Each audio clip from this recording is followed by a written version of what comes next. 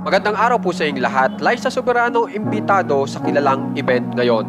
Nadine Lustre may kaabangan ngayon. Alamin po natin lahat yan dito sa ating video. Dito po muna tayo kay Nadine Lustre kung saan ay may bago po siyang ipinost. At ito lang po ang kanyang ikinomento sa kanyang post. Found this gold in my drive. So yan po ay kaabangan tiyak ng mga fans ni Nadine. Samantala dito naman po tayo kay Liza Soberano kung saan po ay naimbitahan po siya dito po sa Netflix sa Tudum 2025 at nagpapasalamat nga po si Liza Soberano na siya ay naimbitahan dito po sa kilalang event na ito.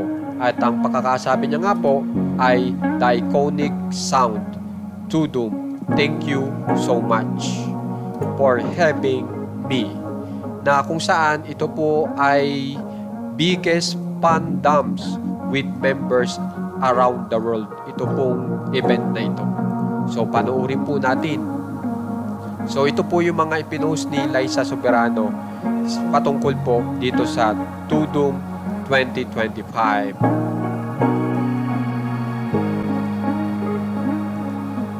So, kung mapapansin nyo, marami rin pong kasamahan dyan si Liza Soberano.